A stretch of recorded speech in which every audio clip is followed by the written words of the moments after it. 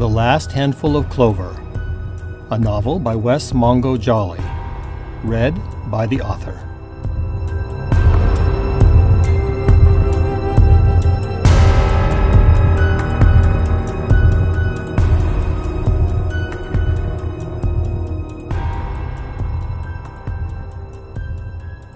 Chapter 29. The Girl on the Swing. June 6, 12:03 p.m. It did not surprise Billy to find Maddie in the playground at Liberty Park. In watching Maddie for so many years, he had learned that despite her actual age, she was still a child. While Billy no longer felt like a 15-year-old boy, Maddie was still the strange and troubled little girl he had met on the plains of the Midwest. The only difference, of course, being that she was far more strange and troubled now than she had ever been in 1857. Maddie still craved the company of other children. For more than a century she had frequented elementary schools and playgrounds all over the city, where she would sit and watch the other children with hungry eyes. Of course, she couldn't play with them, as she surely longed to do, but she could sit with them, and Billy would watch as alternate waves of longing and loathing passed over her face. Now, after her most heinous act yet, she had led him back here to Liberty Park, where the children were frolicking and roughhousing in ways that they probably couldn't get away with on their school grounds. He couldn't see her face, as she had sat on the swing with her back to him, but he could feel those waves of emotion passing through her. Although he wanted to go to her, Billy stayed away. He had long since stopped trying to interact with Maddie, since every interaction ended like the one in the mall parking lot last night. It probably hadn't been wise to speak to her after the theater massacre, but Billy had not been able to stop himself. He knew that if he approached her now, she would just flee from him again. So he stayed back amongst the trees, just north of the playground, and watched. Strange foreboding told him he should draw no closer.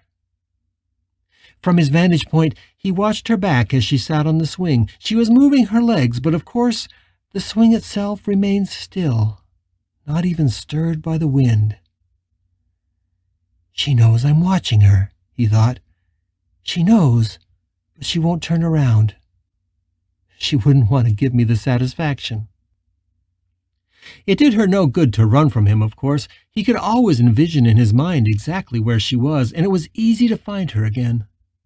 Their connection was like sonar in his head. All he had to do was think of her, and he could tell where she was, like a warmness on his face, or a tug deep in his forehead. Sometimes that walk to her took a day or more, especially if she was back in Round Valley where she had died, but his sonar never failed.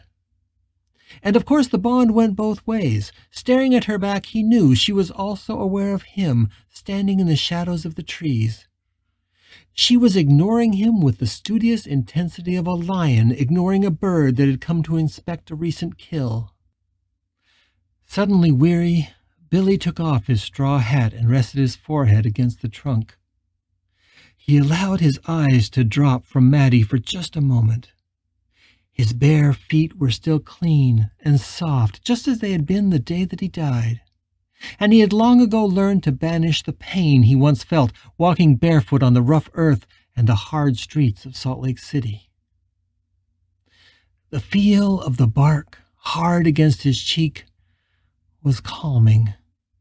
His mind had been racing ever since the theater, trying to come to grips with what Maddie had become.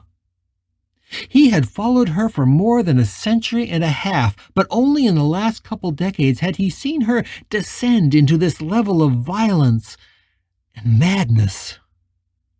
Once, long ago, she was just a lost little girl, overwhelmed by her sadness and full of fury for what they had done to her. Even then, she had hated Billy, for reasons he never fully understood. Still, All that was to be expected, considering the violence and the horrors she had endured. But once she and the voices she called God began their long conversations, Maddie became something very different, something very dark, and something very terrifying. I should have seen this coming, he thought with resignation. This was the road that the wanderer had led her down. The lost little girl that I came to love must still be somewhere inside his dark and twisted thing. All that she has done, all that she hopes to do.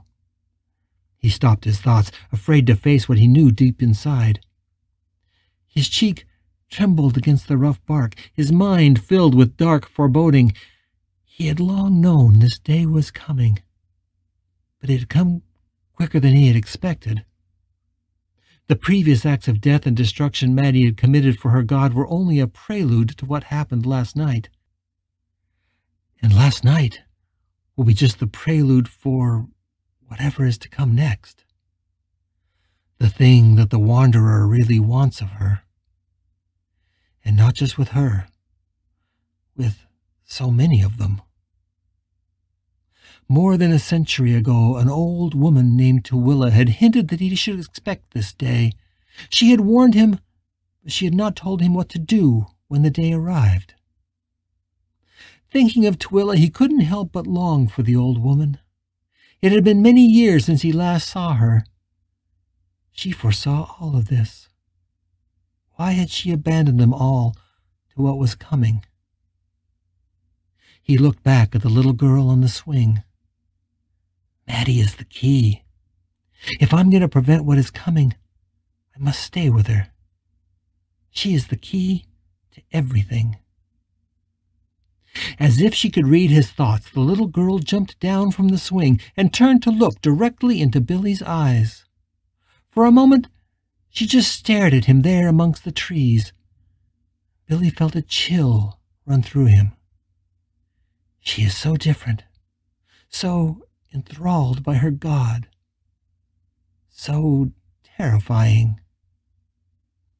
Then she smiled, turned away, and walked to the sandbox, where two younger boys were playing with a toy truck.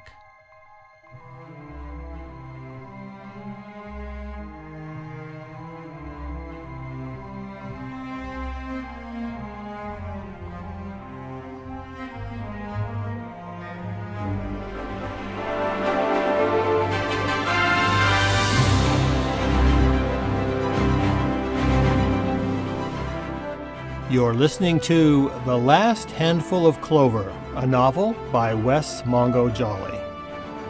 If you're enjoying this audiobook, please consider supporting the author on Patreon. That's patreon.com/Wess Mongo Jolley.